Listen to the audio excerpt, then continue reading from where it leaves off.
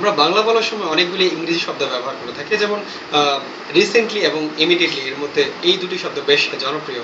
আমরা এই দুটির ব্যবহার নিয়ে কিন্তু অনেকেই সচেতন নই।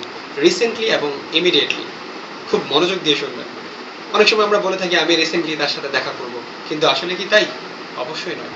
আবার অনেকে বলি ইমিডিয়েটলি আমি তার সাথে দেখা করেছি, এটাও না। অবশ্যই এই দুটি ব্যবহারই ভুল। রিসেন্টলি বলতে যেই কাজটি শেষ হয়ে গেছে, সাম্প্রতিককালে বোঝায়, অর্থাৎ যে কাজটি শেষ, কোনো ফিনিশড অ্যাকশন, সেই ক্ষেত্রে আপনি রিসেন্টলি ব্যবহার করতে পারেন।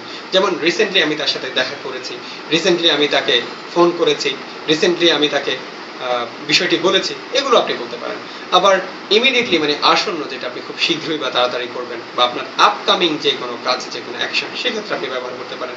যেমন ইমিডিয়েটলি আমি তার সাথে দেখা করব, ইমিডিয়েটলি আমি তাকে ফোন করব, ইমিডিয়েটলি আমি তাকে বিষয়টি বলবো।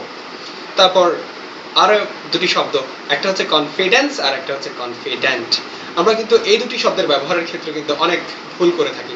যেমন আমরা অনেক সময় বলি যে আমার অনেক কনফিডেন্ট আছে, আবার অনেক সময় বলে থাকি যে আমি অনেক কনফিডেন্স। আসলে কি তাই? আসলে তাই নয় কিন্তু।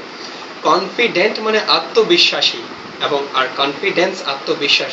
কিন্তু আমি যখন বলি যে আমার আত্মবিশ্বাস আছে, তখন বলতে হবে আমার অনেক কনফিডেন্স আছে। আবার যদি বলি আমি অনেক আত্মবিশ্বাসী, তখন বলতে হবে আমি অনেক কনফিডেন্ট। তারপর আরো একটি মজার ভুল আমরা করে থাকি, সেটি হচ্ছে টয়লেট এবং বাথরুমের ক্ষেত্রে। বাথরুম মানে বাংলা শব্দ হচ্ছে গোসলখানা, আর টয়লেট শৌচাগার যেটিকে আমরা বলি, বা আমরা এটিকে পায়খানাও বলে থাকি। তো মেইনলি যেটা আসলে বাথরুম বলতে যেখানে গোসলখানা আছে, যেই টয়লেটের সাথে গোসলখানা আছে, সেটিকে আমরা বাথরুম বলতে পারি। এবং যেখানে শুধুমাত্র টয়লেট করার ব্যবস্থা আছে, সেটিকে আমরা শুধু টয়লেটই বলতে হবে। কারণ আমরা যারা ঢাকায় গ্রাম থেকে শহরে আসি, তারা মেইনলি বাথরুম শুনতে শুনতে অভ্যস্ত হয়ে যাবে, কিন্তু পরে যখন গ্রামে ফিরে যাই, তখন কিন্তু আর এটা আসলে অভ্যাসটা আমরা বদলাতে পারি না। সেখানে দেখা যায় গ্রামে যে টয়লেটগুলো আছে, সেগুলো কিন্তু গোসল করার জায়গা নেই।